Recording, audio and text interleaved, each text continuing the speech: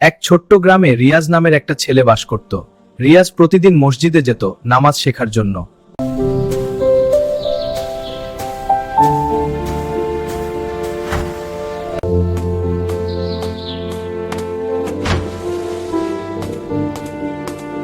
রিয়াজ, তুমি কি জানো আল্লাহ আমাদেরকে কেন নামাজ পড়ার কথা বলেছেন? হ্যাঁ ইমাম, আল্লাহ আমাদের ভালো কাজ করতে, শিষ্টাচার শেখাতে এবং তার কাছে থাকতে বলেছেন। ভালো, তাহলে আজ আমরা গল্পের মাধ্যমে শিখব কিভাবে ছোট্ট কাজও আল্লাহ সন্তুষ্টি আনতে পারে। এক সময় একটি ছোট্ট ছেলে ছিল, তার নাম জাবির। জাবির খুব শিষ্ট ও দয়ালু ছিল। সে প্রতিদিন সকালে উঠে সালাম দিয়ে সকলকে শুভেচ্ছা দিত।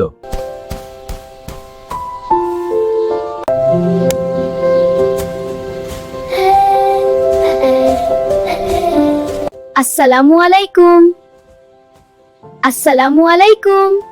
একদিন তার বাবা তাকে বলল, জাবির, তুমি কি জানো আল্লাহ তোমার এই ছোট্ট শুভ আচরণের জন্য খুশি হন?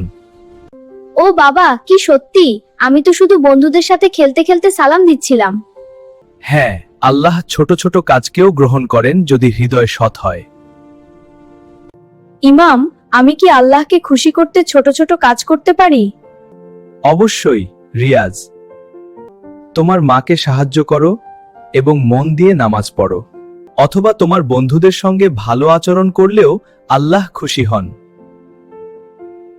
আমি আজ থেকে চেষ্টা করব আল্লাহকে খুশি করার জন্য ছোট ছোট কাজগুলো আরো মন দিয়ে করতে। ভালো, মনে রাখো রিয়াজ, বড় কাজের চেয়ে ছোট কাজ যদি সৎ ইচ্ছা নিয়ে করা হয় আল্লাহ তা গ্রহণ করেন। আর সবচেয়ে বড় জিনিস হলো প্রতিদিন ধৈর্য এবং ভালোবাসা বজায় রাখা। তখন ছোট রিয়াজ মসজিদ থেকে বাড়ি ফিরল এবং পথ ধরে সে ভাবল, আমি আজ থেকেই ভালো কাজ করা শুরু করব, যেন আল্লাহ খুশি হন। সেই দিন থেকে রিয়াজের জীবনে ছোট ছোট ভালো কাজের মাধ্যমে আল্লাহর কাছে প্রিয় হওয়ার চেষ্টা করত।